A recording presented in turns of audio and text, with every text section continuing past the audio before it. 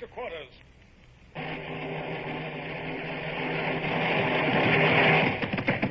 Run out the guns. Stand by the starboard battery. One broadside into it, if you please, Captain Bush. Pointers on target. Linstocks ready. Aye, sir. Ready. Fire!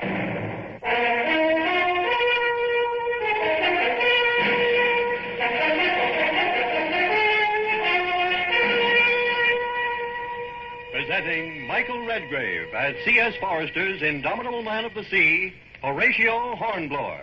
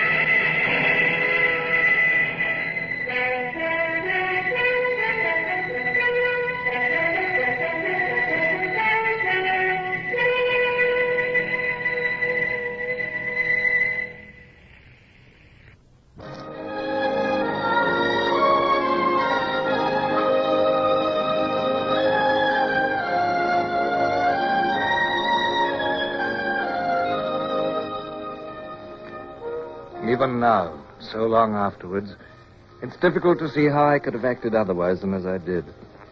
I was still a naval officer, and it was my duty to harry the enemy of my country as far as lay within my power. Yet this pitiful little guerrilla war of mine in the forests and the valleys of the upper Loire was obviously a losing battle. And as we plodded through the sullen heat over the forest track, I felt that the end was near. Of our gallant army, there were only 30 men and 2 women left. And the men were as exhausted and dispirited as myself. Horatio, your feet are so blistered you can hardly walk. Why do you not take my horse for a while? Oh, no, my friend, Monsieur le Comte. You're more exhausted than I am. I am younger. Besides, it's not fitting that the King's Lieutenant General should hobble through the forest like a woodcutter.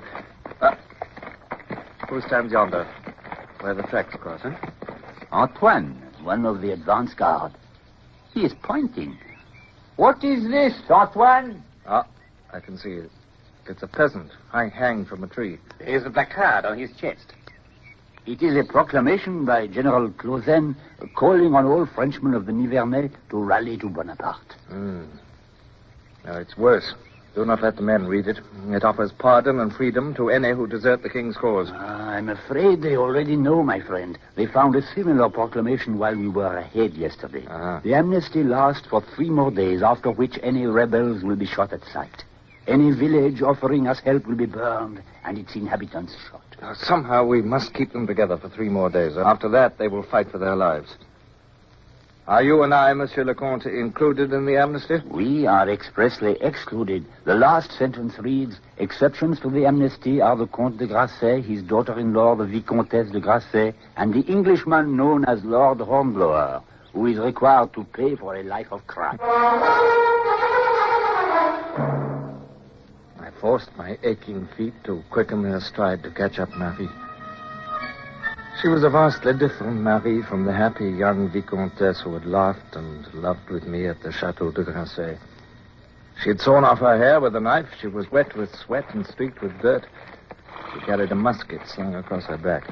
Yet, when she had insisted on joining us, she had claimed to be as good as any man, and she'd fulfilled that boast. She was still fresher and more determined than many of the men. The ford begins by those trees.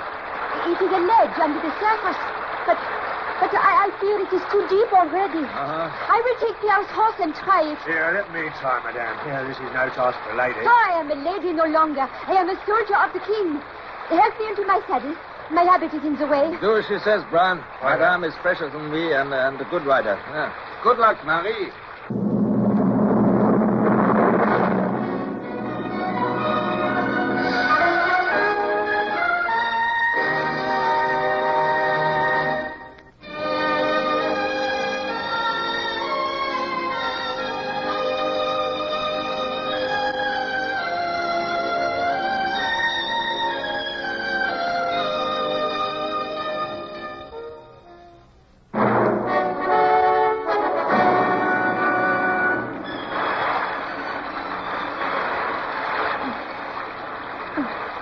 I am sorry. The river is impassable. It is lucky the horse was strong enough to swim ashore. Yes. I could not have fought the current. Well, I did not wish you to try, but it would have been useless to argue with you, Marie, but... Well, there's nothing to do but follow the river until we find a boat. We cannot stay here. Very well, men, then. It's here we say goodbye. You are not leaving us? How you said? No, I'm not leaving you. You're leaving me. Your lives are safe. You've all read Clausen's proclamation. But Madame and the Count and I must go on, for go on we must. And we'd still go on, even if we need not. But we shall return. Remember us when you're in your homes. One day we shall call on you again to thrust down the tyrant. And now, one last cheer for the king. Vive le roi! Vive le roi! Vive le roi!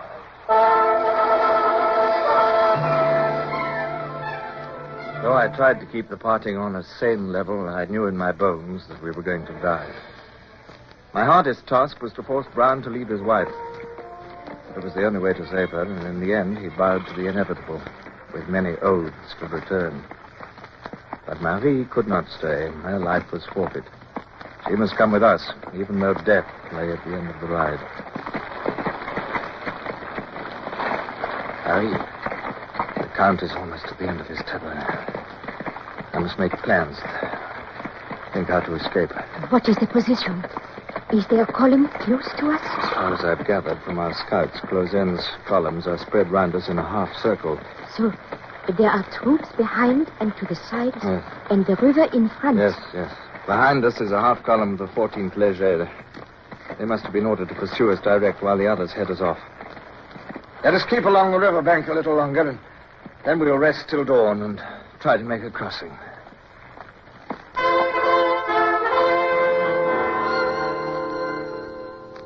Later, we slept in fits and snatches until dawn.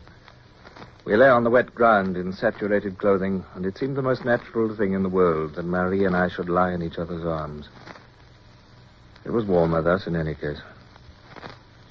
The surge of love and tenderness which swept me had nothing to do with passion. War was behind us and death before us, and nothing could come between us in these moments. For half an hour before dawn, I slept tranquilly with my head on her shoulder. Perhaps that was the happiest half hour I've ever given poor Marie. Her love for me had brought her little happiness. But the respite was brief. With the first light, we were off again, on horses which seemed wearier than ever. Well, the rain stopped anyway, my lord. Oh, it looks like being hot when this mist clears off. Yes. Well, surely we must reach a farm soon where they'll have a boat. Then we can cross the river, steal some fresh horses, and shake off the pursuit. Quick. Halt. Left wheel. Now, behind those willows there. Behind those willows. Oh, what is it, Horatio? Look. Those outbuildings below the ridge. Is it a farm? Shall I go and spy out the land, my lord? Yes, I'll watch you for any signal. Aye, sir. We must lie low. If there's any troops around, they'll be quartered here, but I can't see any. Wait a minute, look. There's a young woman and an old man and... Look at that. It is a boat, lying by the water's edge. If Brown has attracted the girls' attention, they're talking. But he is waving to us. It is safe. Oh, come on. We must lose no time.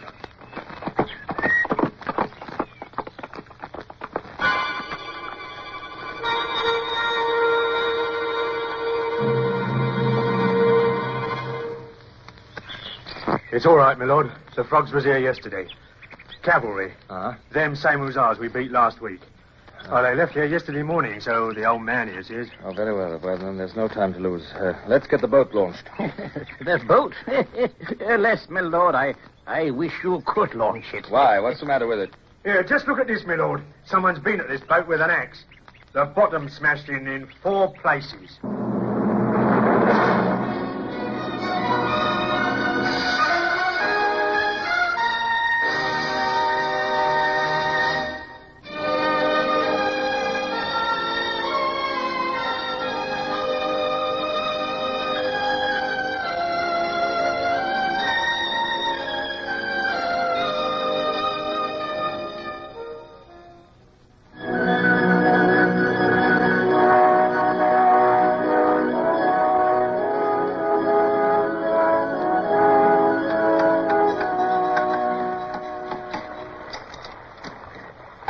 My lord, how shall I get my boat back if you take it? We shall only cross the river. You can come with us and bring it back yourself. Oh, I shall be shot for helping you. The hussars will come back. They always do. Oh, be quiet, you old pessimist. We're busy. The fact is, old cock, you can't help yourself.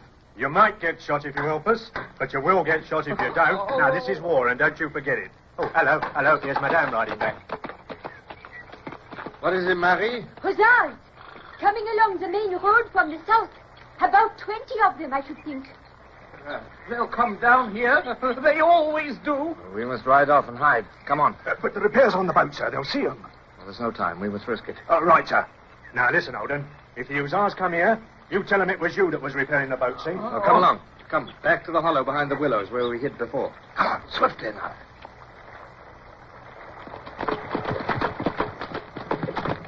We must hide among the rocks and watch. This'll do. I'm afraid this is our last stand. Here they come. Well, we're only 3 men and a woman with pistols, but we must make every shot tell. We are 4 men. 4 determined men. Behind the rocks, all of you. Face in different directions so that they cannot flank us. Here they come. They're firing already, but they're only wasting powder at this range. Marie, save your shots for... Oh, God, Marie. Marie, what is it?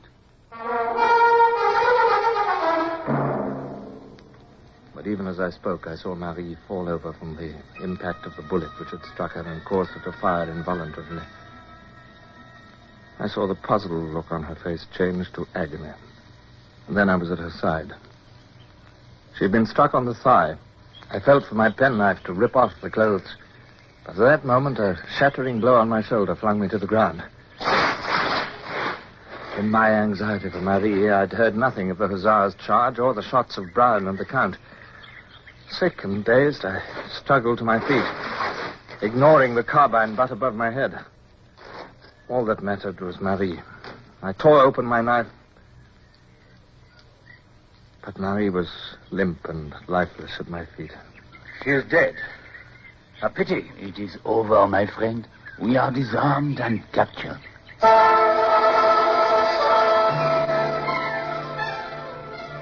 The court-martial will try you this evening. Wait, this man, Brown, he is a prisoner of war. You cannot try him. He is a sailor of His Britannic Majesty's Navy doing his duty under my orders. He fought on the side of rebels. Under my orders. He's not amenable to court-martial. Well, does you credit to speak for him? I will take this matter into consideration. A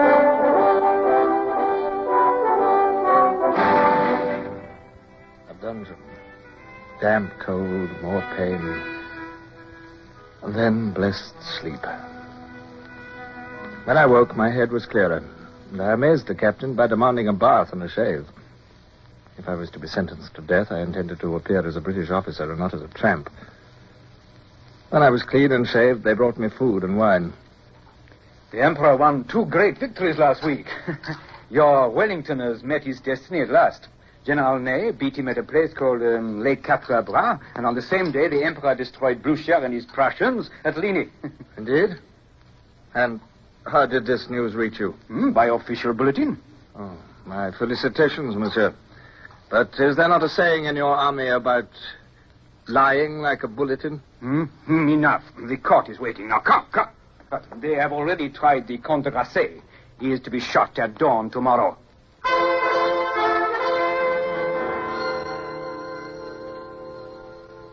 The prisoner has already admitted his identity. He is Horatio Lord Hornblower, Commodore of the British Navy. It only remains to submit to this court the verdict of a court-martial held on June the 10th, 1811, wherein this said Horatio Hornblower was condemned to death for piracy and violation of the laws of war. I must request that the death sentence be enforced. Lord Hornblower, it is the sentence of this court and the order of this military commission that you shall suffer death by shooting at dawn tomorrow, immediately after the execution of the rebel Grasset. I beg your excellency's pardon, but pirates are hanged, not shot. It is the order of the commission that he be shot. Remove the prisoner. Thank you, Your Excellency. I'm ready.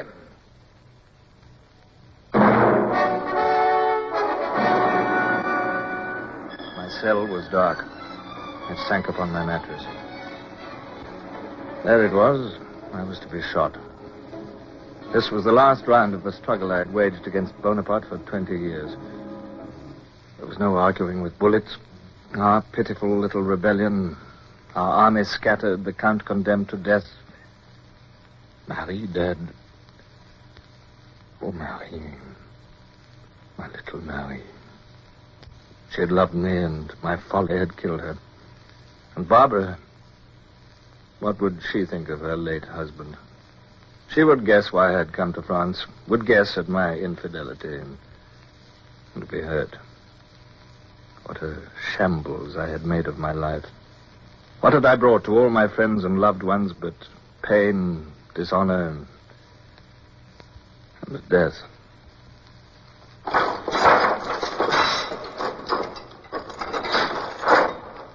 What is it, huh?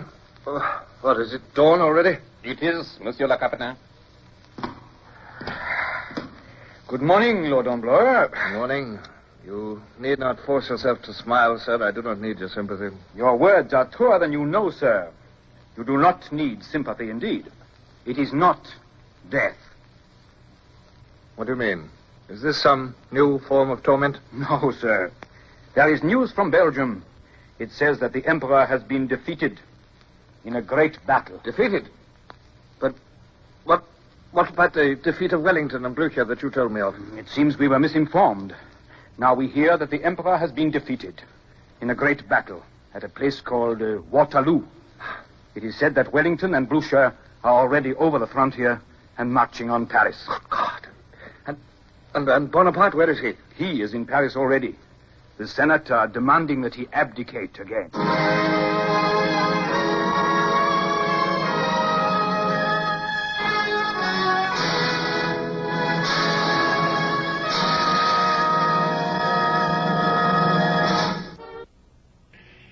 Horatio Hornblower, starring Michael Redgrave, is based on the novels by C.S. Forrester. Music composed and conducted by Sidney Torch.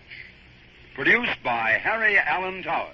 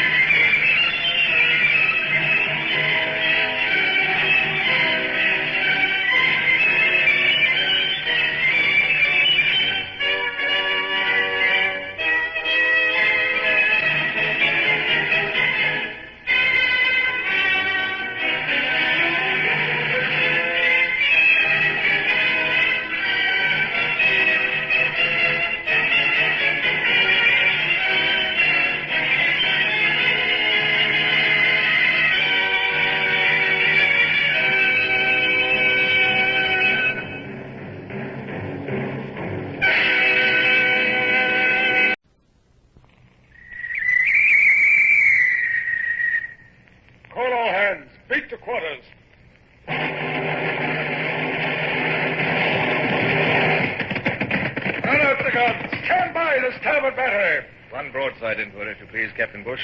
Pointers on target. Linstocks ready. Aye, aye, sir. Ready. Fire!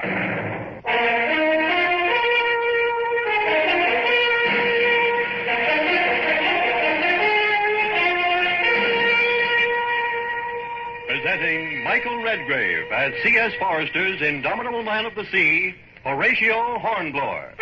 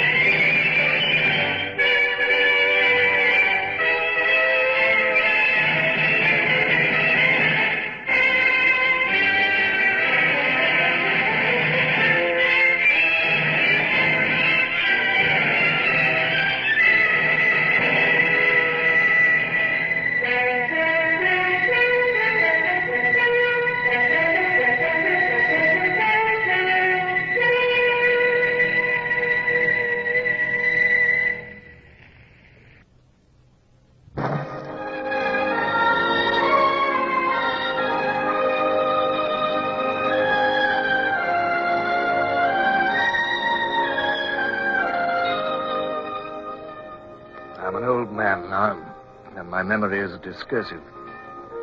Perhaps it's an old man's impatience and eagerness that has made me hurry on with these memoirs without regard to their order or date, but as I near the end of my chronicle, I remember much that was vital in my career that I've omitted. Surely the year 1811 was one of the most fateful of those years. I was a prisoner in the hands of the French. It seemed nothing would break the monotony until one evening. What is it that Monsieur desires? I want to see. There's a battle out there. I must see it. Let me go on to the walls. I'm sorry, it is forbidden. I will not escape, I swear it. Let my servant and myself go on to the walls. I give you my word of honor. We'll make no attempt to escape. You come with us, if you will. But I cannot leave my post. You give your word of honor? Yes. You may rely on it. Oh, thank you. Oh, thank you very much. Come on, Brown. This way, Brown. Aye, sir.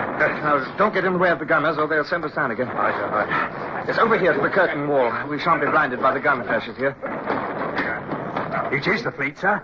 You can see them lit up by their own broadsides. They're sailing down in line ahead past the Frenches.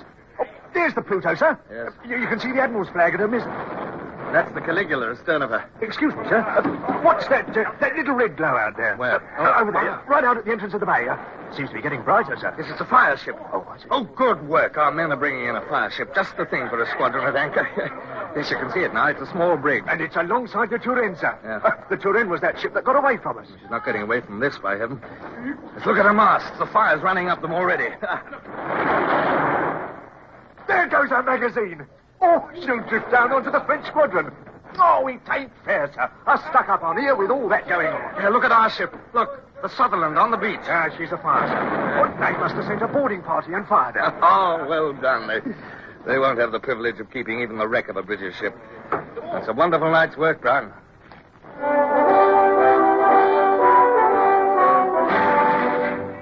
It was indeed a wonderful night's work. From our battlement grandstand, we watched the one-sided battle rage and saw our defeat thoroughly avenged. The Turenne had completely vanished. Of the Sutherland, there were only remaining a few blackened timbers. 2 French ships of the line were on the rocks to westward, and they would never sail again. Only the French 3-decker was left, battered and mastless, and the next easterly gale would fling her ashore and wreck her completely. As dawn crept over the horizon, we watched the 5 British ships stand out of the bay in line ahead.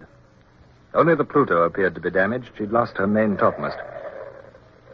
It was a bitter sight to see them go and realize that I could not go with them. But my despair was cut short by the sudden appearance of General Vidal, the governor of the fortress. Fine piece of work your companions have done. But it will not make the government in Paris any more kindly disposed towards you, I fear. Listen. What is that? That must be your man. The new prisoner must have brought them news of the battle. A new prisoner, sir? Yes, I thought you would be interested. He's a man who fell overboard from your admiral's ship. Here, Dupont, take charge of Hornblower and escort him to the prison.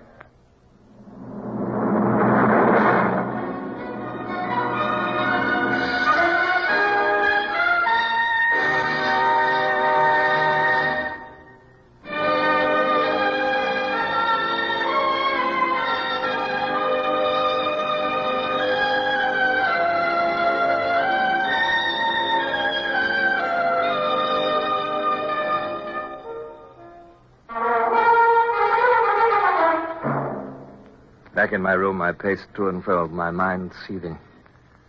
My gloomy thoughts were broken into by the opening of my door, and the young officer saluted. His Excellency sends you his compliments, sir, and he would be glad if you could spare him a few minutes of your time as soon as convenient. Or in other words, come at once. Oh, very well, I'm ready. In the governor's office stood a colonel of gendarmerie, a youngish man with a bullet head and carrying a cocked hat in his hand. The star of the Legion of Honor was on his breast. The high black boots and spurs gleamed in the morning sunlight. The governor's expression was sad as he addressed me. I have the honor of presenting to you Colonel Jean-Baptiste Caillard, Grand Eagle of the Légion d'Honneur, and one of His Imperial Majesty's personal aide-de-camp. Colonel, this is Horatio Hornblower. What is Hornblower doing with that sword at his side? The Admiral returned it to him on the day of the battle, mon colonel. He said... I am not interested in what the Admiral said. No criminal as guilty as this man can be allowed a weapon. Further, a sword is the emblem of a gentleman of honor, which he certainly is not. Take off that sword, sir. I can hardly believe that you're addressing me, sir. May I remind you that I have yet to be tried? Take off that sword. Or shall I call in one of my gendarmes to remove it? You leave me no alternative, but you shall hear more of this insult. Good. And now, will your Excellency have the goodness to warn this man of his impending departure? Oh, yes. Monsieur, Colonel Caillard has come to take you and your first lieutenant, Mr. Bush, to Paris. Bush? But you know what you're saying. Bush is seriously wounded. It might easily be fatal to take him on a long journey at present. The journey will be fatal to him in any case. General Vidal was a gentleman to the last. He gave me every assistance, allowed me to take my coxswain, Brown, with me. He even pressed upon me his purse to help me when I should reach Paris. He accompanied us to the courtyard where Bush was lying on a stretcher. Bush? They're going to take us to Paris, Bush. What, you, me, sir? Yes. Well, it's a place I've always wanted to see. Please, you are in charge of this man, yes? Yes. What is it? I am the surgeon who how do you say? The foot. You amputated Lieutenant Bush's foot. Oui, yeah. It was to save his life. Please to take these papers. There are instructions for treatment.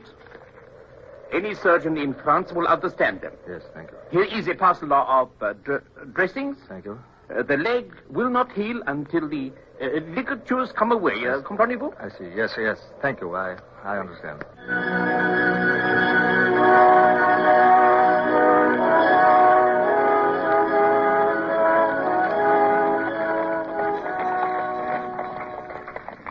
How are you feeling, Bush? Better?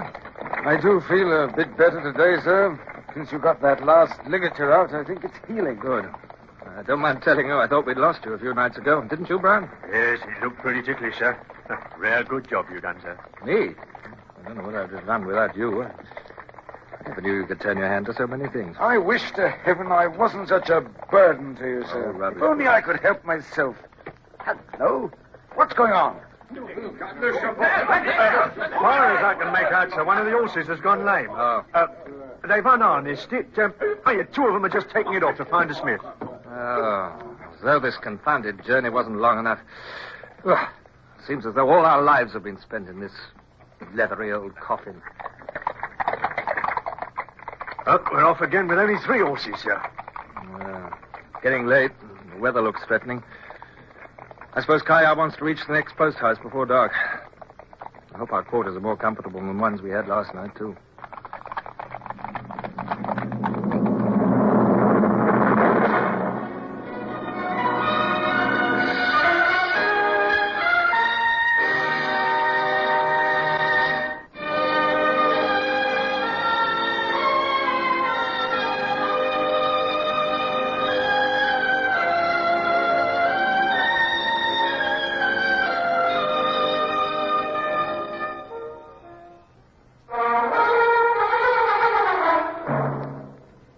Time dragged on and the afternoon merged into premature darkness.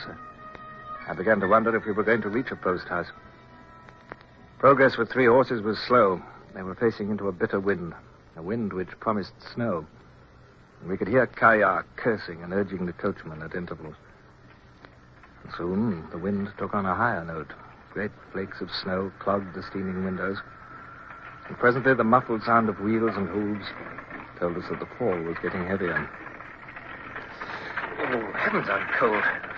God help poor sailors on a night like this. We look like spending the night in the coach, sir. Something's wrong, sir. Listen. Hold on to the stretcher, sir. We're going over. Oh, blast. What are they doing? You all right, Bush? I'm all right, sir. What's happened? Well, we're not over, sir, but finishing near it. We must have left the road. Oh, look, we're almost hanging over a river. Yes, I can see right on the bank.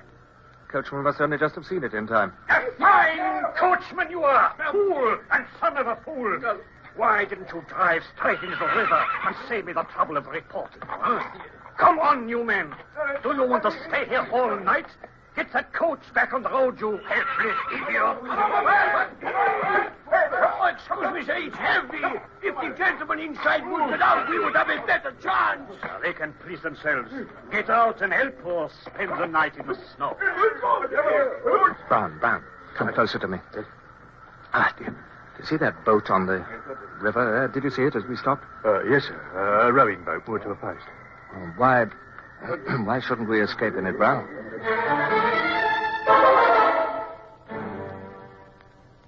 6 minutes from the time I had conceived the idea, we were in the boat and free on the Black River. In the darkness and with the bustle going on round the coach, we'd slipped away unnoticed. I wrapped Bush in blankets and my cloak and propped him in the stern sheets. Come on, give me a scull, Brown. What is it? Now, you fend off port side, I'll take starboard. Oh, the boat's spinning and punching like mad, sir. I can't get a grip. They seem to be caught on a rock. The water's pouring in. Heave here, Brown. What is it? Now, together. All you've got. She's clear. We're through. That was a near thing. Yes, too near for my liking, Bush. I hope there's not many more of those. Is there a bailer in the boat? Yes, sir. I saw it when we got in. Wait on it. Here it is. Well, bail then. I'll take the sculls.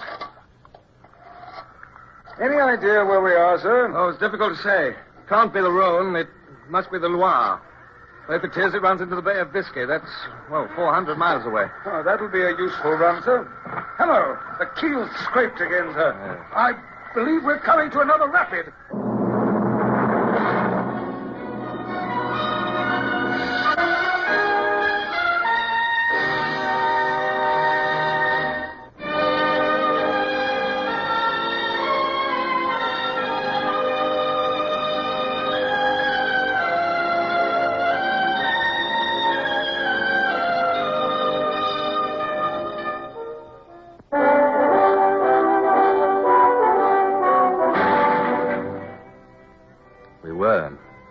The growing roar again. I felt the bow and stern lift and drop successively as we shot over what felt like a downward step in the water.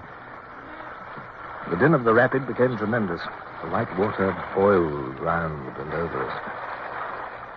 Something invisible struck our port side, and I heard the gunwale splinter. The keel caught, and I pitched forward. But then she freed herself, and the boat sped on. I heard the roar diminishing. We were through another rapid. Light on the starboard bow, sir. Yes. And there's another. And another. Must be a village on the river bank.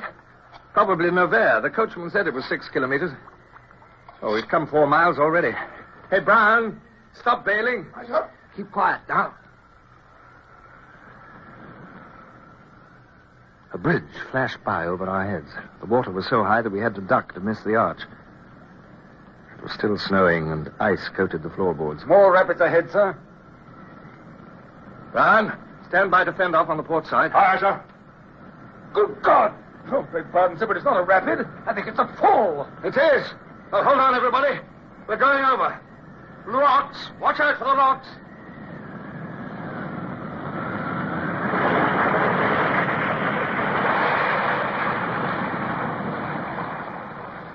Steep, steady wave at the foot of the fall was as solid as stone as we hit it. The boat vanished from under me, and I felt myself strangling underwater and scraping over the rocky bottom. It was agony. I got a single gulp of air, and then I was under again. The grinding of the rocks on the riverbed was louder than thunder.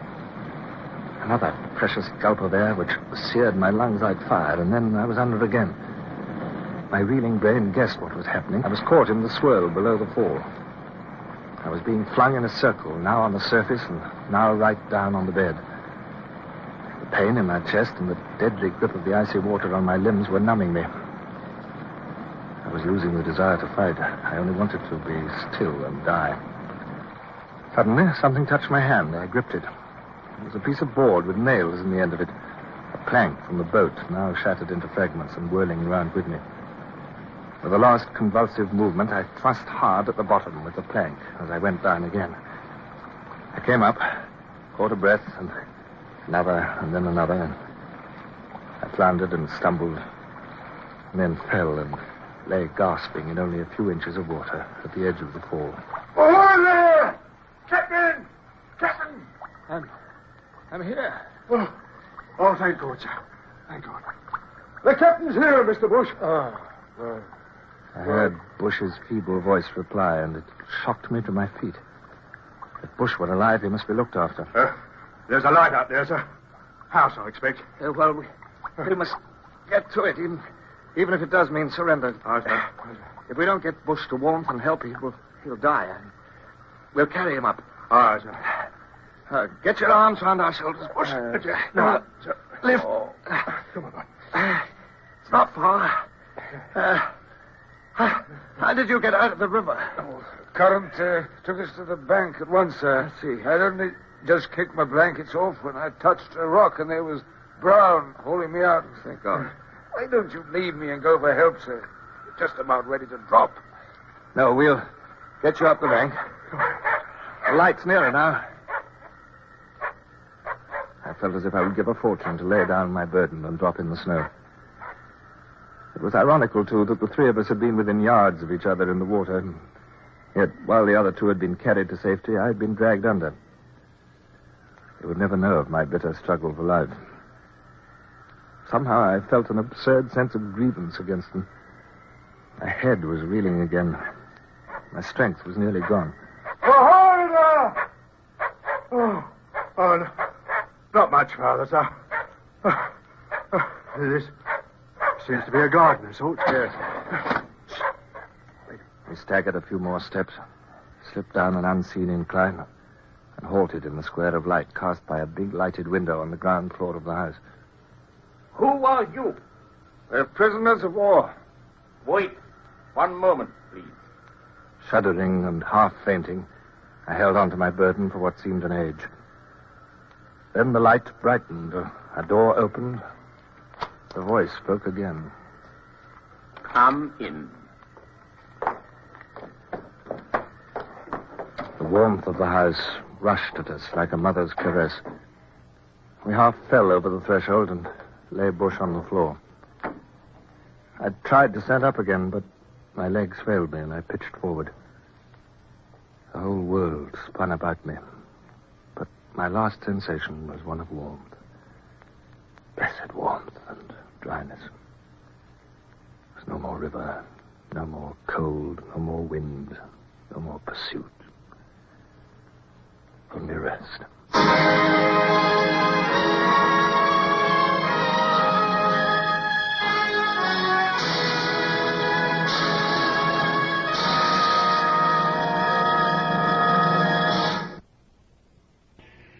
Horatio Hornblower, starring Michael Redgrave, is based on the novels by C.S. Forrester.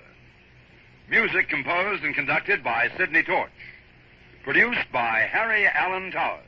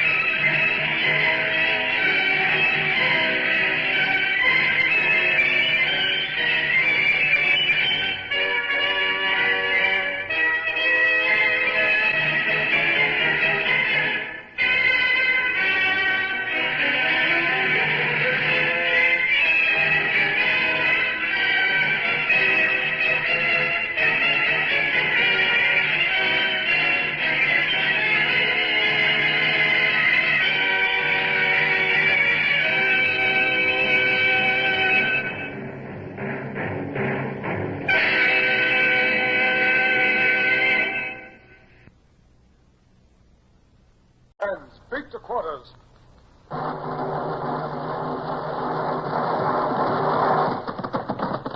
the guns. Stand by the starboard battery. One broadside into it, if you please, Captain Bush. Pointers on target. Linstops ready. Aye, aye, sir. Ready. Fire!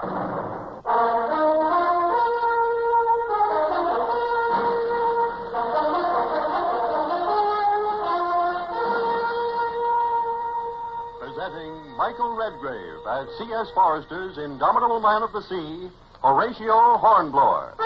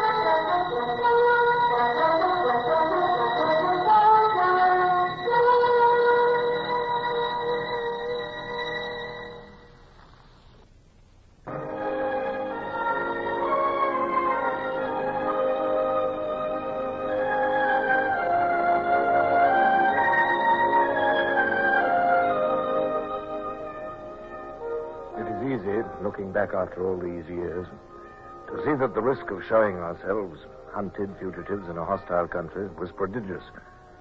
But another night of exposure in the snow and freezing wind would certainly have killed Bush. I, too, was frozen and half dead with fatigue. Even at the cost of being apprehended and sent on to Paris and death, warmth and rest were imperative. As the door of the house opened, I shaded my eyes against the light and blinked at a tall, thin man in a blue coat and the young woman beside him. Who are you? Prisoners of war. One of us is wounded. Ah. Come in, gentlemen. Thank you, sir. Come into the hall and let me shut out this dreadful weather. While we dried and bandaged Bush and carried him to the bed which was shown us in a ground floor room, I struggled with the astonishment I felt at our kind and courteous reception. I'd expected hostile words and grim treatment, but had we been old friends, we could not have been more cordially received or attended. Dry clothes were brought for me, and Felix, the butler, helped me to dress.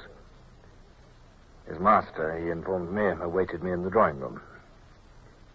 As I entered the room, the tall man rose, and the lady with the auburn hair whom we'd met in the hall rose with him. I regret, sir, that I did not quite hear the name which my major domo announced. Captain Horatio Hornblower of His Britannic Majesty's ship Sutherland. It is a great pleasure to meet you, sir. I am Louis-Antoine de Ladon, Comte de Grasset. May I present to you my daughter-in-law, Madame la Vicomtesse de Grasset? I am enchanted, madame.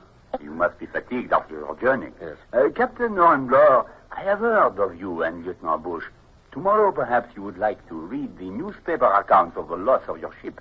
But at the moment, perhaps, you will permit me to ask you some personal questions. Well, of course, Monsieur de Grasset.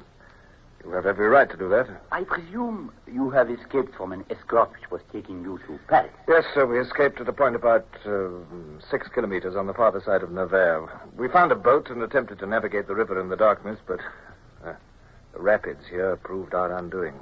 As they would to any boat. Yes. Well, it is only midnight now, and you have come 20 kilometers. Mm-hmm. There is not the slightest chance of your being thought here for some time. You will be able to sleep in peace tonight. But, Monsieur de Grasset, are you not... will you not be communicating with the authorities? I am the authority in this district. I have the honor to be mayor of this commune, and so represent the government. I see. I hope you will consider yourself among friends in this house, Captain Hornblower. Thank you, sir. I shall tell the police that I have not seen you, and I hope you will stay as long as it is convenient to you.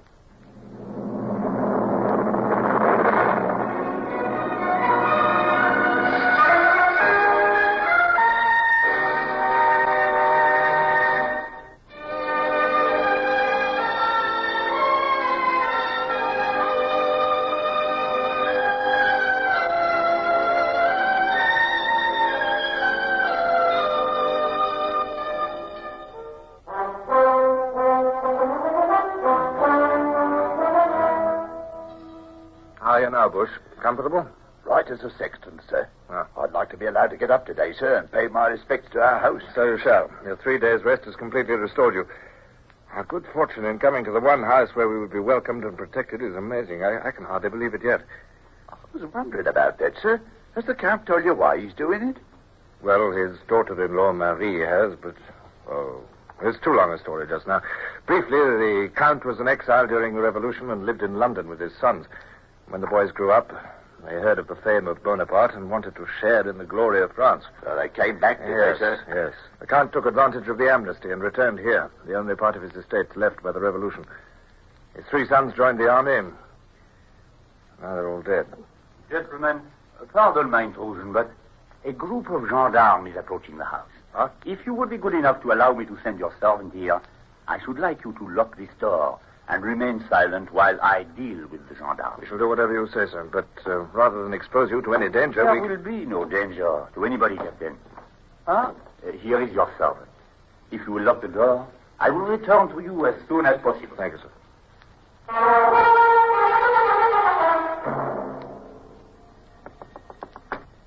It is I, monsieur.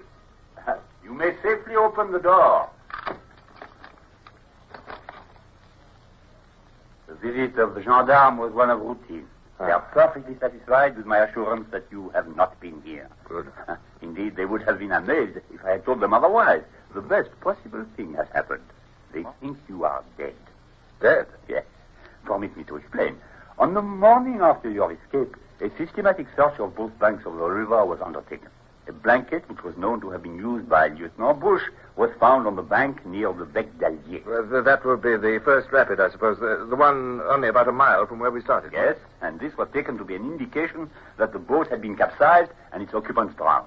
It is felt certain that your bodies will be discovered somewhere along the river shortly. I see. And when they are not?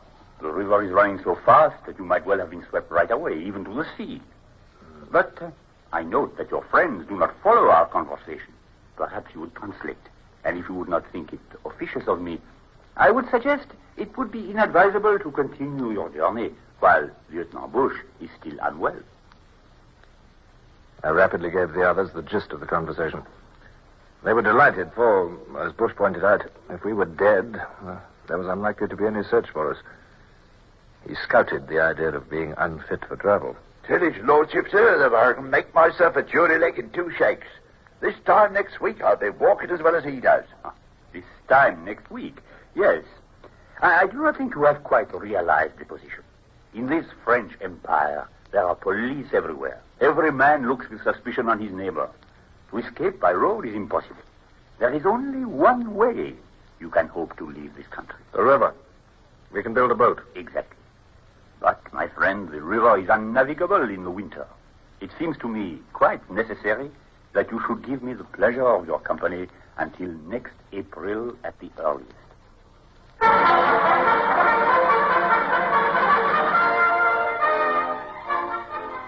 When I look back now upon the memory of those 4 months we spent as the guests of the Comte de Grasset, it presents a picture of mingled anxiety and delight.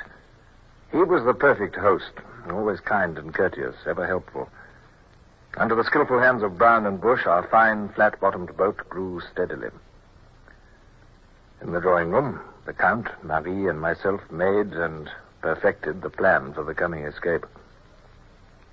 It is settled then that you shall carry fishing rods and seem to be a party of fishermen out for the day. When you reach the coast, you must become Dutch customs officers.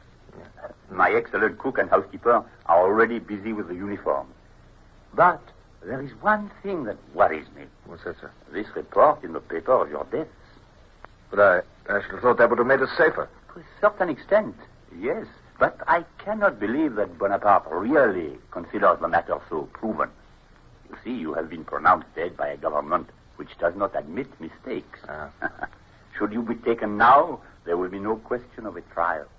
You will die secretly, with no attention being drawn to you. Well, they were going to shoot us anyway. This makes no difference. And I shall not alter my plans in any particular because of it.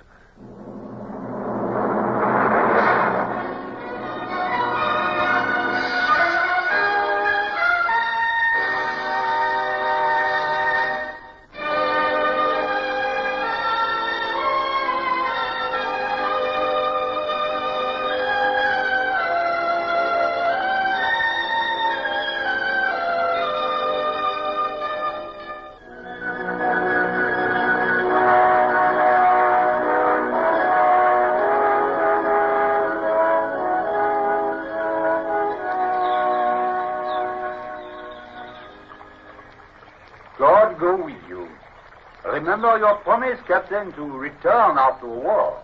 Marie will be as delighted as I shall be. Thank you again, sir. Thank you 1,000 times.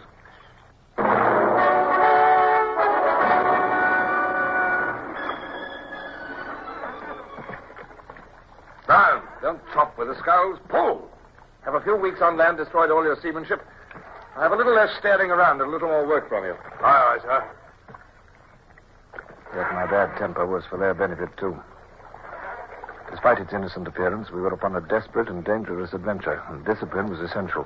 Excuse me, sir. Listen. Isn't that another dam? Yes, I believe it is. The river's narrowing and getting faster, too. Now, pull over to the bank there, Brown. All right, sir. We'll leak no waterfalls on this trip if I can help it. All right. Ship sculls. I'll land and survey the stream. Yes, it's a dam right enough and a steep one. We'll never get the boat through that. There's 100 yards of boiling water below the dam, too. We'll have to carry everything down. It took Brown and myself 3 journeys to carry all the stores to the point where the boat could safely re-enter the river. Bush, though anxious to help, was only just able to hobble over the uneven ground unladen. Then I faced the problem of the boat itself. Carrying it was going to be a colossal task, yet it had to be done. Brown and I stood one on each side and got our hands under the bottom. By the time the portage was accomplished and the stores restowed, my head was swimming and the perspiration pouring from me. But I had the satisfaction of observing that Brown was in little better case. To resume my seat in the stern sheets as the boat slipped down the now placid river was sheer bliss. I wish you'd let me help, sir. I can get around on this stump better than you think. It's unnecessary, Mr. Bush, and we cannot afford the risk of having you disabled. Besides, the job's done now. I don't want to be a dismal Jimmy, sir, but from the look of the land, I've got a feeling there's plenty more shallows and dams to come. And so it proved. Although we came to only one more dam, less exacting than the first, we were caught in shallows several times that day. And each time it was necessary to lighten the boat and drag it through the shoal water. By the time evening approached, I was weary to death, and it took all my self-control to maintain an appearance of cheerfulness. As evening drew on, I knew that keener danger lay ahead. Bush knew it, too. We'll have to go under a bridge at Briere, sir. Yes, Mr. Bush. The bridge is right at the town, I believe. Yes, Mr. Bush. Would you like me to look out for a place to lay up till it's dark, sir? No, Mr. Bush, we shall go straight on through Briere. What? In the light, sir? In the light, Mr. Bush. Well, have you not heard of Nelson's injunction to lose not an hour? Yes, sir. I only thought... Well, leave the thinking to me, Mr. Bush. You can also give me the tiller. We're approaching the town. Aye, sir. Now then, Brown, when I say pull, you'll pull as though the devil himself were after you. Keep her easy. There's the church tower now. And there's the bridge. Barge is being towed. There's some men on the bridge, sir, looking down. Yes, well, then, try to look like a contented peasant who's had a happy day out and has a fine basket of fish besides. And if you can also manage to convey the impression that you've never heard of an escaped Englishman and that you're loyal to Bonaparte and that you lost your leg in fighting against the cursed English, you'll greatly assist our chances. I see they read all that in my face, sir. Excellent. You, Brown, you can take that silly grin off your moon face. Steady now. We're going to shoot the bridge. Now, for your life. Pull.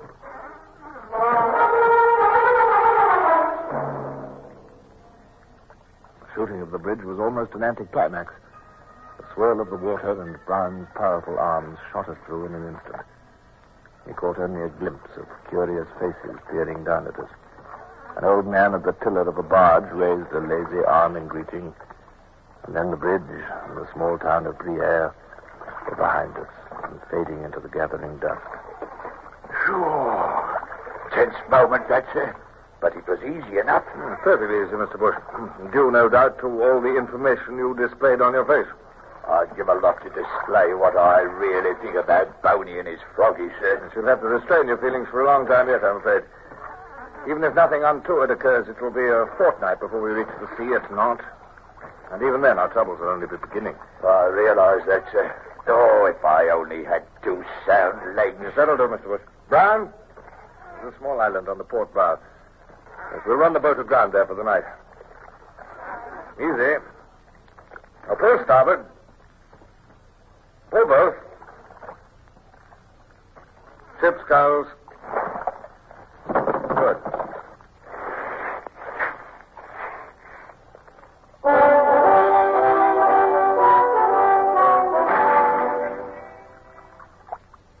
Lieutenant Bush. Wake up, sir. Wake up, Mr. Bush. Huh? Oh, what's the matter? Oh, it's you, Brown. Anything wrong? I don't know, sir, but the captain's not here, sir. What? Not here? Where is he, then? Oh, I think I know. Have you made some coffee? Aye, sir. I'll fetch you some. Thanks. Keep the catches hot over the fire. He'll be back shortly. He's a very worried man, Brown. A heavy responsibility rests on him. Our lives depend on him, and he attaches more importance to them than they warrant. He'll get us through, sir. If you ask me, I'd say he ain't a man. He's a magician. He'd get out of anything in the way of danger. Yes, there's other worries, Brown. If we escape and reach England, there's a court-martial awaiting Captain Hornblower for the loss of the Sutherland.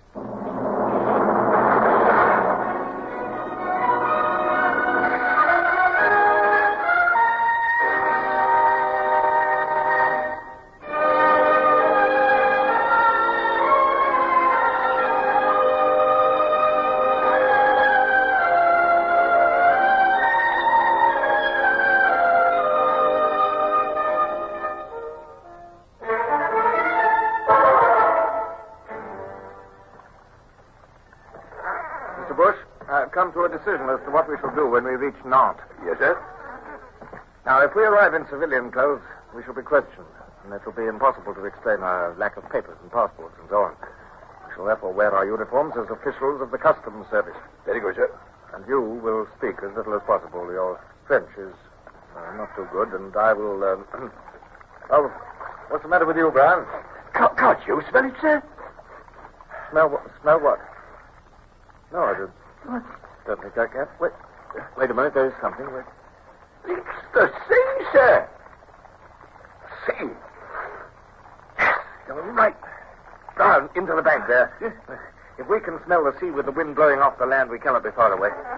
Mr. Bush, this is a very notable achievement. Yes, sir. We've come a long way. 400 miles in a homemade boat over shoals and rapids, through towns and villages in a hostile country. If we ever get back to England, Mr. Bush, I'll see you posted as captain if it's the last thing I do. Me, sir? I've done nothing but sit still and watch you work. Well, that's a far harder task than mine was. Carried out with patience and nobility. Well, that's enough talk. We must carry out a plan. The smell of the sea was strong in my nostrils now. It brought with it all the old excitement and all the old determination to do what must be done and to show no sign of the weakness and apprehension I felt. But beyond that sea and the immediate dangers it presented lay larger ones. The court-martial, the future, my wife, who thought me dead, Lady Barbara, in whose eyes I might already be disgraced. Still, that lay in the future. Now, our long journey was past, and before me lay the sea.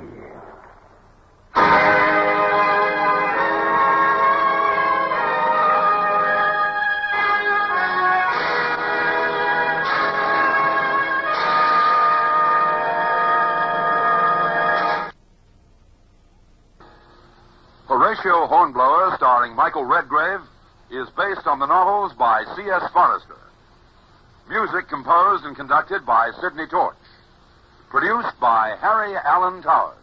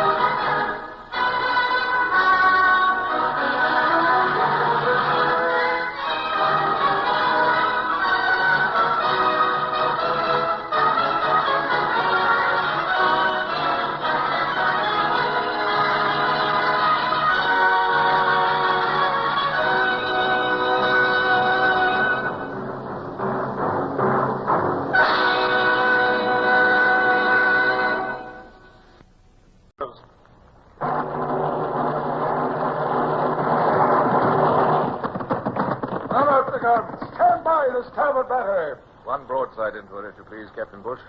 Pointers on target. Linstock ready. Aye, aye, sir. Ready. Fire!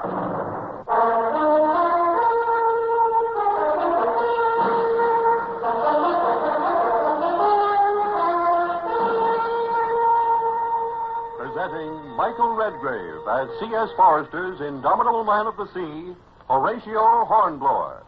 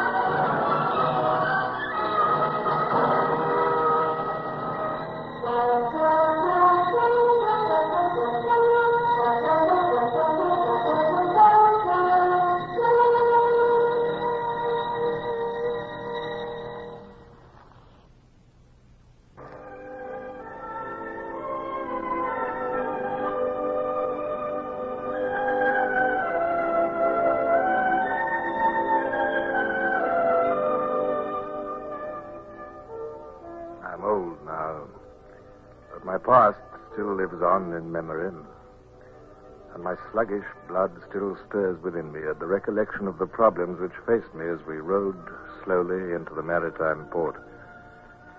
Slipping quietly down the river, disguised as fishermen, was one thing, but to enter this busy port in our homemade uniforms as Dutch customs officials, and to plan the stealing of a craft in which we could make our escape to sea was quite another. As we rowed casually along under the eyes of the dock workers and loungers, my pulse was high and the palms of my hands sweating.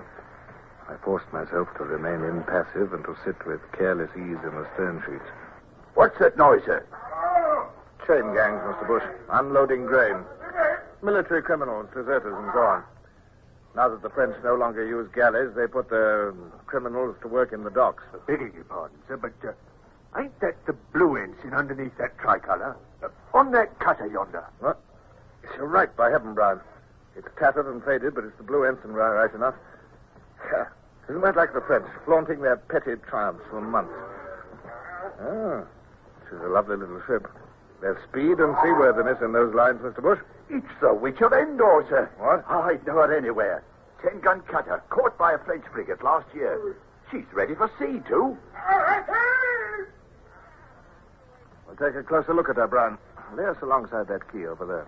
Excuse me, sir, but surely you weren't thinking... I mean, those cutters carry a crew of 60 men. 3 of us could never work her.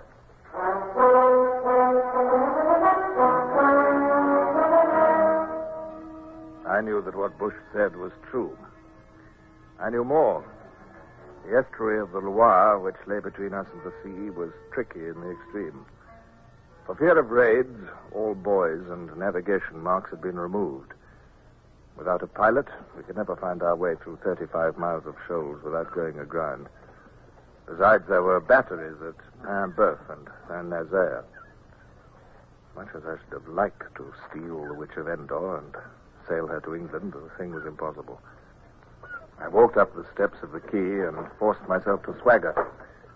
Bush's wooden leg came tapping up behind me. A passing group of soldiers saluted my smart uniform and the star of the Legion of Honor, which had been lent to me by the Comte de Grasse. I stopped and looked at the cutter from the landward side. Only an anchor watch. 2 hands and a master's mate. The rest of the lovers are on shore. Look, sir. Here's another American ship coming in. He's just edging into the quay. It's infuriating. What's the use of all the coastal blockade if neutral ships can sail in and out with impunity? Wheat is officially non-contraband, but it's more important than arms in many ways. Hello. He's someone coming ashore from the new arrival, sir. Civilian, for the look of him. It's the pilot. If he... The pilot. heavens, Bush, I believe I've got an idea. Listen, follow me, and don't say a word. I'm going to speak to the pilot. One moment, monsieur, if you please. I'm a colonel of customs. I have some questions to ask you. Will you kindly accompany me to my ship for a moment? Yes, which is your ship, Colonel? Over here. This cutter, yonder. This way, if you please. You are a newcomer to this port, I fancy, Colonel. I was transferred here yesterday from Amsterdam. Here we are. After you up the gangplank, sir. Merci. The mate of the Witch of Endor showed no particular surprise at our arrival. He evidently knew the pilot by sight, and my uniform and my assumed confidence deceived him. I told him that I wished to examine one of his charts, and he showed us down the companion to the after cabin without a word. The securing of the 2 men of the crew took but a moment. The sight of my pistols was enough in itself. Then, leaving Bush and Brown to watch the prisoners, I put away my pistols and hurried back to the quay. Sergeant, bring your party down to my ship. There's work for them there. Yes, Colonel. So keep those chains still. And listen, men, listen. If you'll do what I order, I can set you free. Now, quiet. There'll be an end of beatings and slavery. I'm an English officer. I'm going to sail this ship to England. In England, you'll be rewarded, and a new life will begin for you. Now, I'm going to unfasten your chains. Now, sit still. Sit still. Make no noise until you're told what to do. You're free. Now, any man moves at his peril unless he's ordered to do so.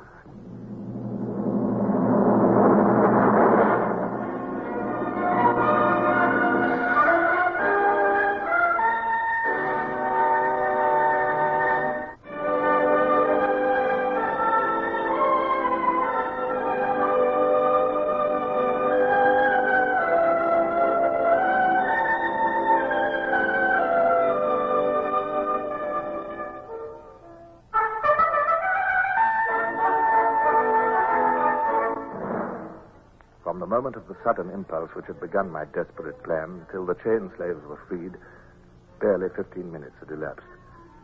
Yet in that time, our prospects of escape had increased 100-fold. But the greatest peril still lay ahead. I had no mind to be taken and shot as a spy. I sent Brown to our little boat, which still lay at the quayside, and he brought back the parcel containing my own clothes.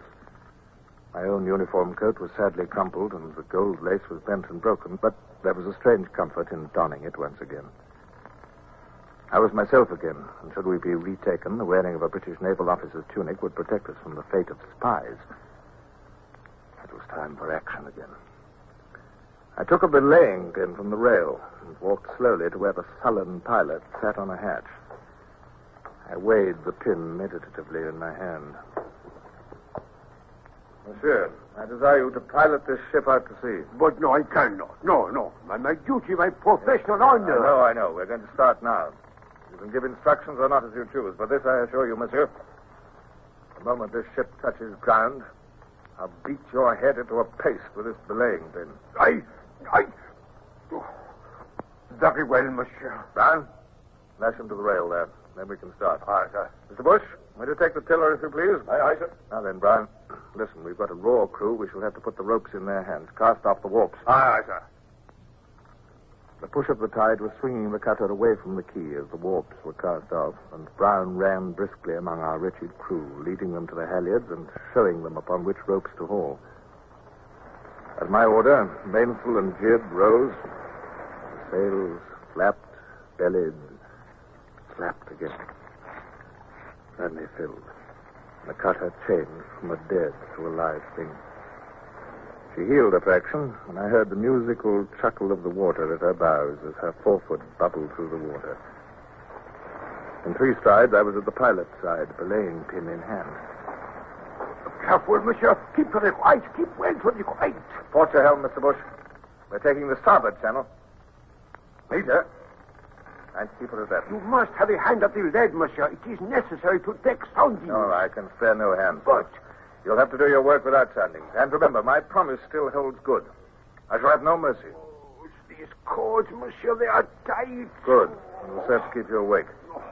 I'll loosen your cords when we are safely at sea off Noirmoutier and not before. Oh, it is necessary to cross to the other side of the estuary here. The channel narrows on this side. You may have to go about. Stand by to go about. Look lively, you awkward lovers. No, not there. Starboard. Oh, lovely, to the right. There, you perishing egg. Where do you think you're going? I think we can do it close haul, sir. She sails like a bird. The tide's helping, too. Very good, Mr. Bush. Yes, she's making a cross. Well done. Oh, let her come up a little. Beautiful. All right, Brown, we shan't need to go about. How's the pilot, sir? Is he behaving? Yes, up till now. I think the threat of the belaying pin was more effective than a pistol. Though whether I could have brought myself to club a helpless man, I don't know. A lot would have depended on it, sir. Yes, all our lives depend on it. I've started this venture, Mr. Bush, and I'll stop at nothing to achieve success. We've a long way to go before we're safe. If you'll excuse me saying so, sir, this is about the most amazing thing even you've ever done. To recapture an English ship and sail her out under the very nose of the frogs. Well, I'd never have believed it possible. Well, it isn't done yet, Mr. Bush. Time to keep that firmly in mind. We'll congratulate ourselves when we're safe. Can't see anything to stop us now, sir. Why, this wind howls just for... Oh, what's that? Seems to be below. Brown? Aye, sir, I heard it. I'll go below and see what's up. I don't understand it, sir. Surely there couldn't have been some crew aboard that we didn't find. Look out, sir. It's the prisoners below. They've stripped their lashings and they're trying to attract attention by waving and yelling through the porthole. Can I take some men to deal with them, sir? Will not be necessary, Brown, unless my ears are mistaken. They're coming to us. I shall have something to say presently about the way they were tied up. Men, arm yourselves with whatever you can find and make no more noise than is necessary. Unless these prisoners are overpowered, we are lost. You will go back to slavery or death. Mr. Bush, remain at the tiller. Brown, take my pistols. I shall use my sword. Overboard with your parents!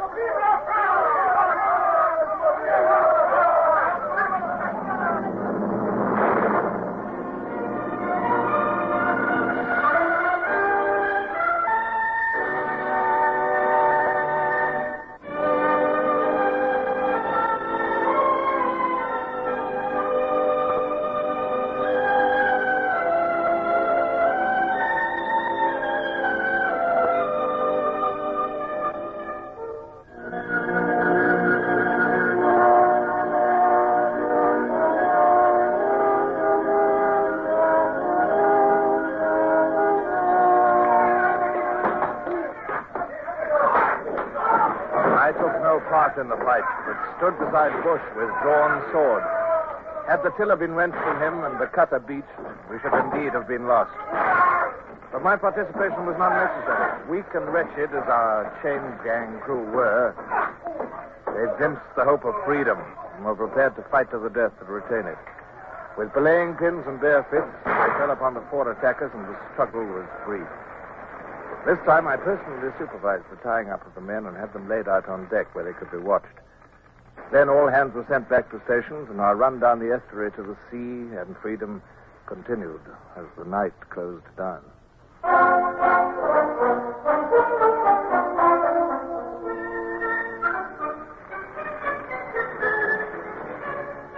Curse it, sir. I was afraid of that. What? The wind's dying with the dawn. Yes. Can't make out where we are in this mist. But I expect the sun will clear it when it comes up presently. That's Noirmoutier to port, and the mainland is astern there.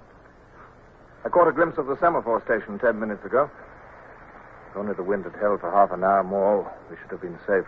That pilot looks in pretty bad shape, sir. Well, so do you, Mr. Bush. It's 24 hours since any of us had any sleep, come to that.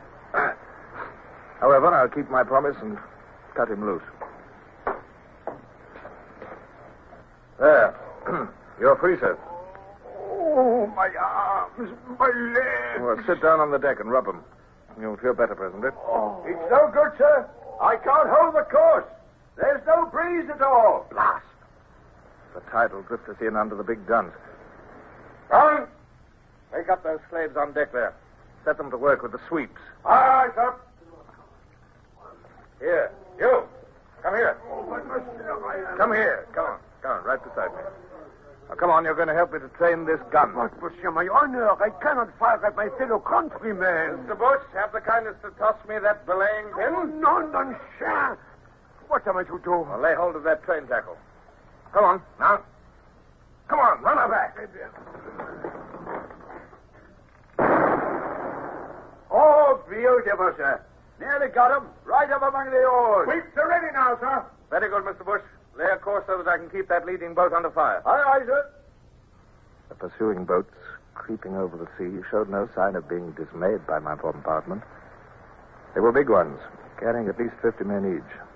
If only one and ranged alongside, it would be the end of us. The leading boat maintained a course which could cut ours perhaps a mile ahead. I fired again and again, working at the gun till my shirt stuck to me with sweat, and the powder grains irritated my skin. But I could see no result. You must have hit that time, sir. I didn't see any splash of the shot. No. Oh, it's rowing as hard as ever. Oh, good heavens, is it possible that a 6-pounder can have no effect? I thought so, sir. What? Look. Yeah. She's swinging round. Ah. She's signaling to the others. She's sinking, sir.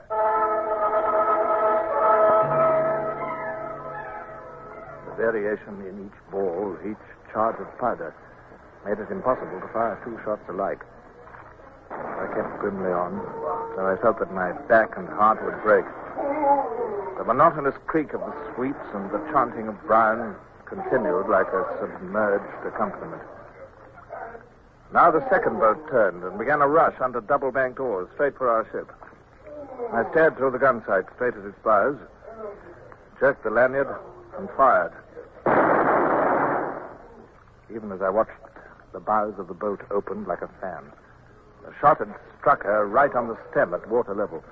Her bows lifted as the strakes spread wide, then fell again. The water poured in, gunwale deep. I think they've had enough, sir. The last boat is turning away to pick up the survivors. Thank heaven. I'm sick and tired of firing that damn pop gun. I'd rather use a bow and arrow. Come on, pull there. We're not out of danger yet.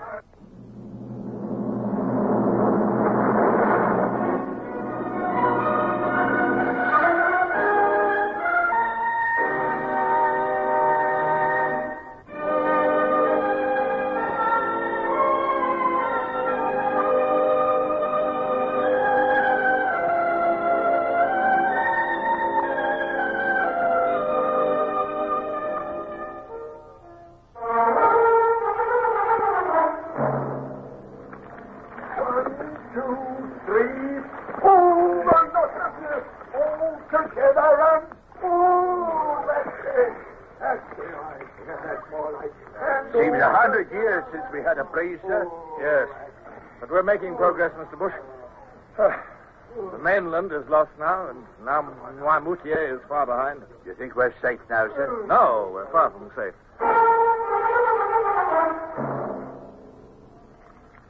Aching in every bone and dizzy with lack of sleep, I moved and spoke as though in a dream.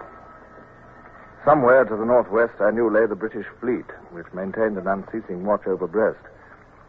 I had laid the cutter on a course which would take us out to the fleet eventually.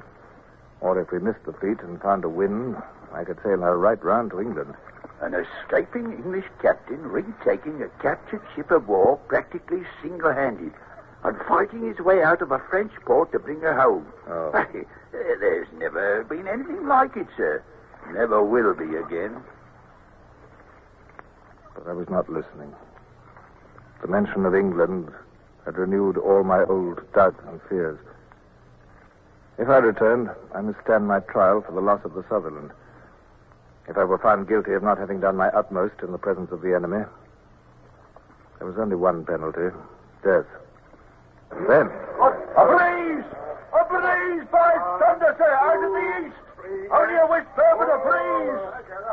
1, 2, 3. Hey there! Fast pulling. Aye, sir. All hands to the halyards! Set every stitch and sailor! We're bound for England!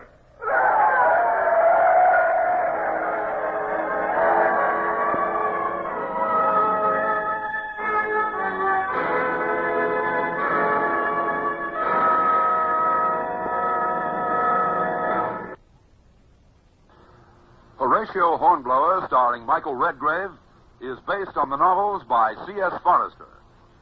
Music composed and conducted by Sidney Torch. Produced by Harry Allen Towers.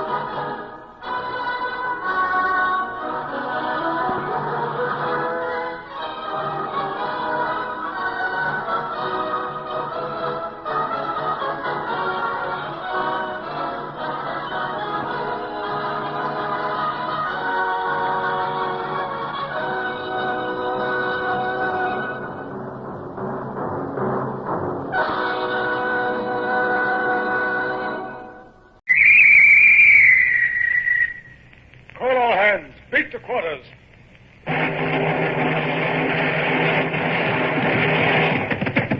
Run out the guns. Stand by the starboard battery. One broadside into it, if you please, Captain Bush.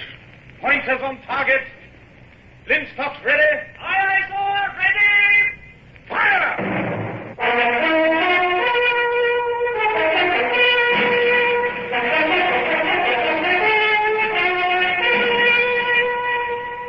Presenting Michael Redgrave as C.S. Forrester's indomitable man of the sea, Horatio Hornblower.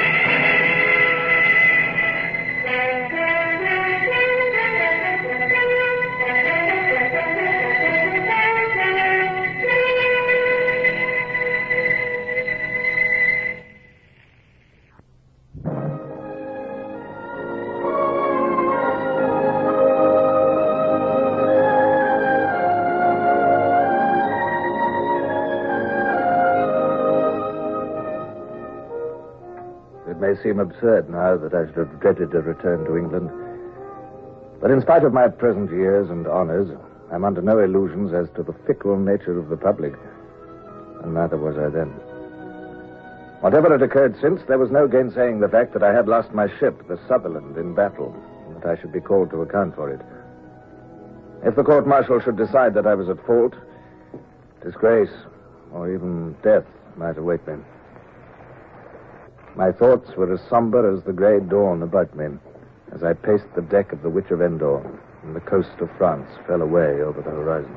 Come to the horn! What color is that? At the sound of the English voice, words failed me for a moment. At least there was no need now to hide in the mist. On the other hand, it brought nearer all the future which I was dreading. I say, what cutter is that? Well, I'd fly my colors to the last. If my career was to end, it would end with a joke. His Britannic Majesty's Armed Cutter Witch of Endor, Captain Horatio Hornblower. What ship is that? I am Captain Sir Thomas Harley.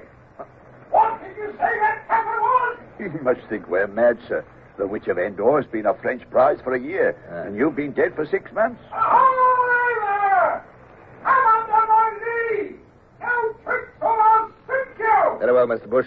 Ease her in under the stern of that two-decker and bring her to the wind under the lee.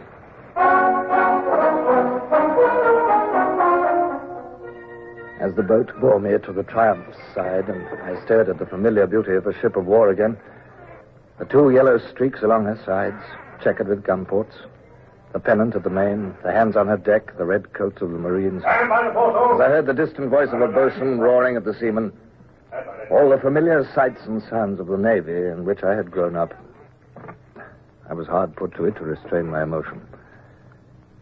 This was indeed the end of my long captivity in flight. Hardy was there on deck, his huge bulk towering over everybody. I saw his expression alter. Good God. It is Hornblower. Welcome back. Give me a hand, sir. Thank you, sir. How did you come here, sir? How did you take the witch? How on earth? How did I come back from the grave? Is that what you want to ask? Well, it's a long story. Well, you better come round to my cabin, Hornblower. This must be a pretty difficult time for you.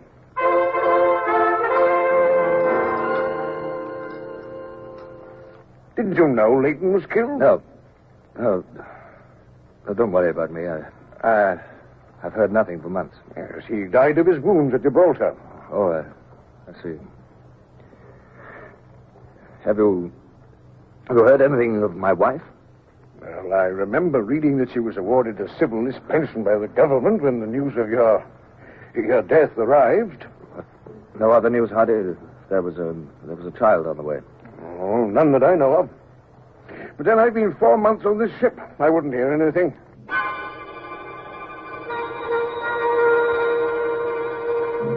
Over the horizon to leeward was appearing a long line of ships, close-hauled.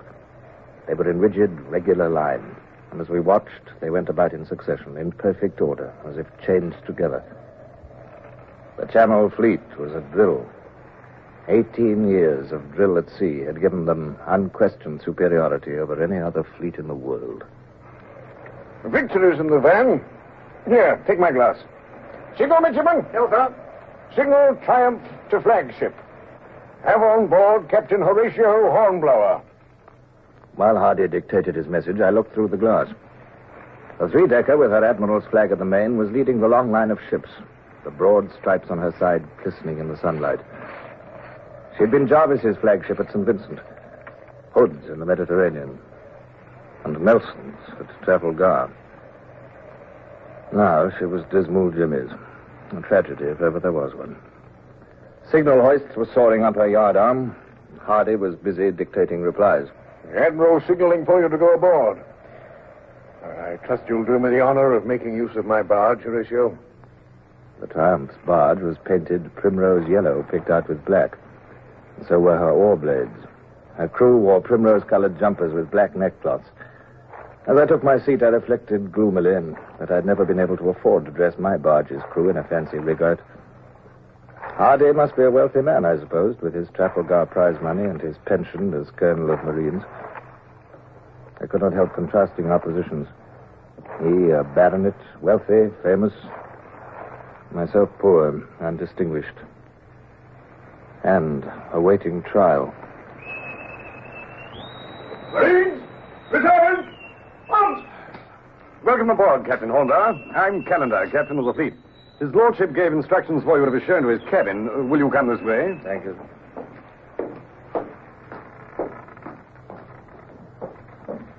I don't suppose you remember me, but I was first lieutenant on the Amazon when you were in the Indefatigable. On the contrary, I remember you very well. In fact, there was a certain boat drill at Portsmouth. Oh, you remember that, do you? Very well. Well, I'd only been first for a week then, and I had to throw my weight about on somebody. Oh, here's his lordship's cabin. Thank you. Will you make yourself comfortable while I tell him you're here? Lord Gambier's cabin was not nearly so ornate as Hardy's had been. The most conspicuous item was the big brass-bound Bible on the table. I sat down on a cushioned locker and stared gloomily out of the stern window. The next hour might easily decide my whole fate.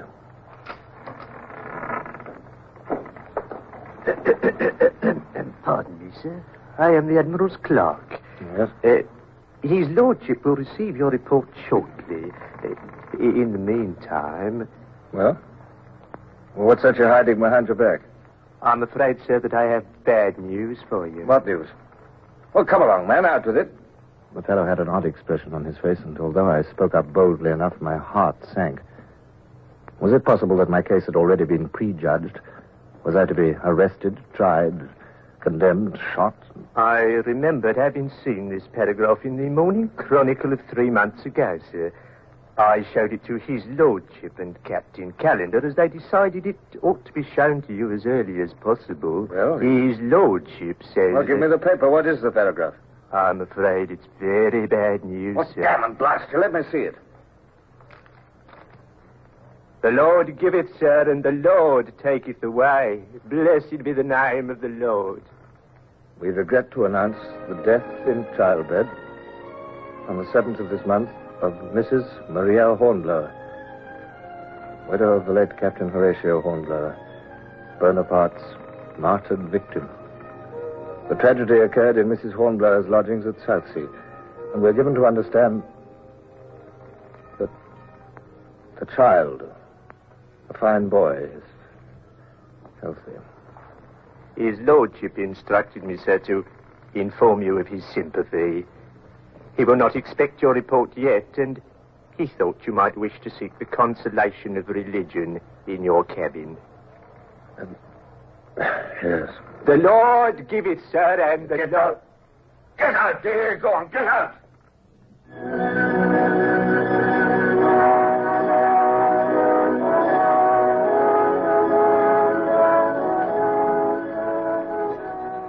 In the actual Battle of Rosas, my lord, before I surrendered the Sutherland, 117 of my ship's company were killed and 145 wounded. 44 of the latter died before I was taken to Rosas. A tragically high proportion, Captain. Good God, more than half your crew out of action before you surrendered? If you remember, my lord, Thompson and the Leander lost 92 out of the 300 off Crete, and everyone said what a gallant defense he'd made. I was aware of it. Please go on, Captain. Well, I told how I had witnessed the destruction of the French squadron, how Caillard had arrived to take me to Paris, and of our escape. I made but slight mention of the Comte de Grasset and our voyage down the Loire, but I went into some detail about the capture of the Witch of Endor. As I pointed out, a knowledge of harbor arrangements at Nantes and the navigation difficulties of the lower Loire might be of great future value. Good God, man, how can you be so cold-blooded about it? Weren't you... Captain Callender, I have requested you before not to allude to the deity in that blasphemous fashion. Any repetition will incur my serious displeasure. Now, let me see. That cutter will be useful. She can carry the dispatches, and I shall not have to weaken the main body of the fleet. This lieutenant of yours, Bush, I'll promote him into her as commander. I gave a gasp of pleasure. Promotion to commander meant almost certain post rank within the year. Bush deserved it, of course, but admirals usually had some favorite, some nephew or old friend's son awaiting the first vacancy. But that was by no means all. Promotion of my lieutenant to commander was a high compliment to me. It set the seal of official approval on my actions. This decision of Gambier's was a public announcement that I had acted correctly. Thank you, my lord. Thank you. I hope you will continue to be my guest until I sail for Portsmouth next week. It would be best, I think. Yes, my lord. Thank you.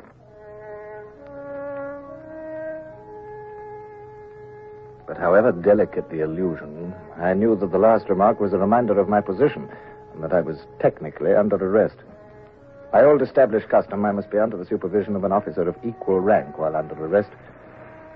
There could be no question of being sent home in the Witch of Endor.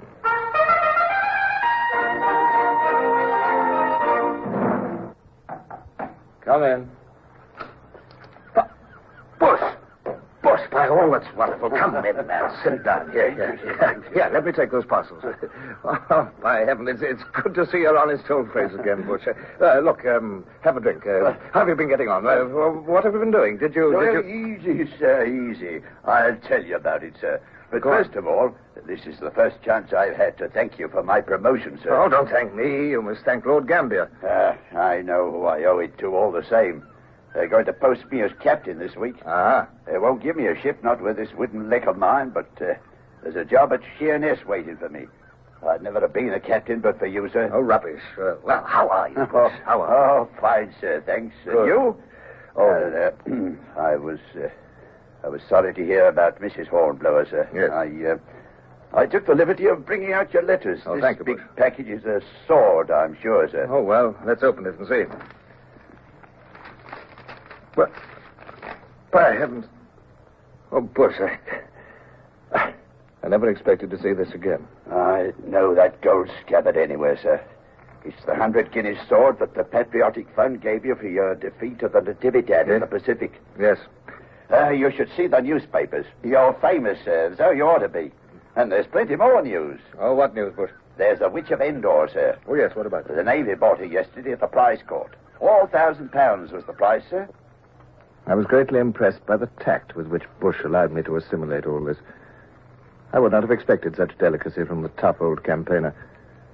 But I was already beginning to realize that I still had much to learn about people. The first dozen letters were from people unknown to me, but all congratulatory. 2 were from madmen, apparently, and 2 more from peers. And then I saw a letter in a hand which was known to me, and my heart constricted as I stared at the envelope. It was from Lady Barbara. Bush and the ship and Portsmouth and all the present world spun and vanished at the sight of the letter. I was not reading. I was listening again to that dear, modulated voice which I had not heard for so many weary months. It is hard for me to write this letter. So overwhelmed am I with pleasure and surprise at hearing that you are free and well. I hasten to let you know that I have your son here in my care. My son, Barbara, has him. Oh, God bless her. When he was left orphaned, I ventured to take charge of him and make myself responsible for his upbringing, while my brothers, Lords Wellesley and Wellington, consented to act as his godfathers at his baptism, whereat he was consequently given the names of Richard, Arthur, Horatio. Richard, Arthur, Horatio, and Wellesley and Wellington behind him. Oh, the boy's fortune's already made. Richard is a fine, healthy boy with a wonderful resemblance to his father, and he has already greatly endeared himself to me. Let me assure you that I shall look upon it as a pleasure to continue to have charge of Richard until the time comes for you to take him away. I can easily guess that you will be much occupied with affairs on your arrival in England, but you will be very welcome should you care to call here to see your son, who grows in intelligence every day.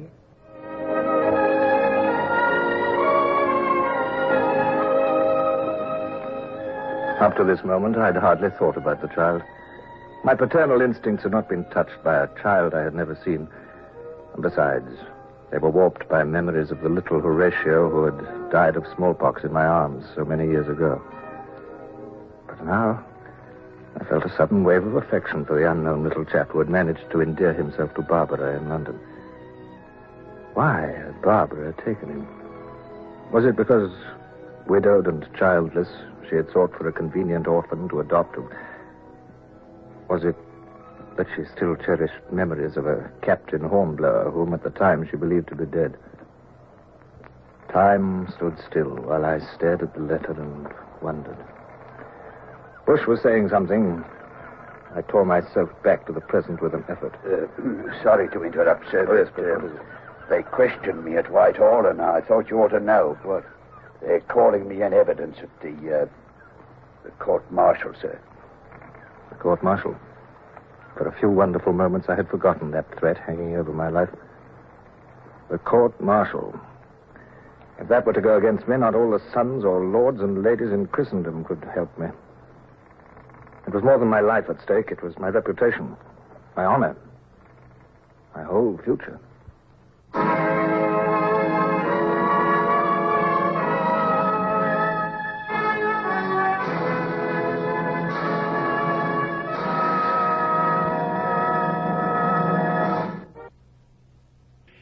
Horatio Hornblower, starring Michael Redgrave, is based on the novels by C.S. Forrester. Music composed and conducted by Sidney Torch. Produced by Harry Allen Towers.